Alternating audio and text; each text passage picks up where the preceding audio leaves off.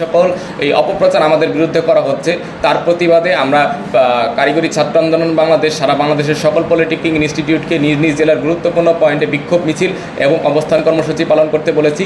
যদি রাষ্ট্র কর্তৃক এই 3 দফা দাবিকে প্রত্যাখ্যান না করা হয় এবং এই 3 দফা দাবিকে বাস্তবায়ন করার জন্য যদি যে কোনো প্রকার ষড়যন্ত্রমূলক কর্মসূচি বা কর্মকাণ্ড গ্রহণ করা হয়, সেক্ষেত্রে আমরা কারিগরি ছাত্র আন্দোলন বাংলাদেশ সারা বাংলাদেশের কঠোর থেকে কঠোর কর্মসূচি প্রদান করতে বাধ্য হব।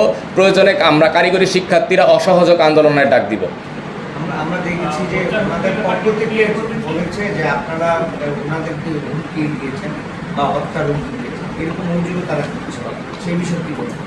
জি, এখানে আমরা যে বিষয়টা মনে করি যে প্রকৌশল অধিকার আন্দোলন আসলে টোটাল যে আন্দোলনটা পরিচালনা করতেছে সেটা হলো প্রোপাগান্ডা উপর বেস করে। যদি আপনারা দেখেন বুয়েট একদিন আন্দোলন করেছে রাত্রেবেলা, তারা রাত্রেবেলা আন্দোলন করতেছে সব একটা ভিডিও নিয়ে, যে ভিডিওতে বলা হচ্ছে তাদেরকে কুলাঙ্গার বলা হয়েছে, সকালবেলা তারা উঠে দেখতেছে এই ভিডিওটা কবেকার, এই ভিডিওটা 1 বছর আগের। তাহলে মানে এই বিষয়গুলো কি হাস্যকর না? যে 1 বছর আগের ভিডিও নিয়ে আমি রাত্রেবেলা আন্দোলন করি, সকালবেলা উঠে দেখতেছি, ঘুম থেকে উঠে দেখি এই বিষয়টা হলো 1 বছর আগের ভিডিও।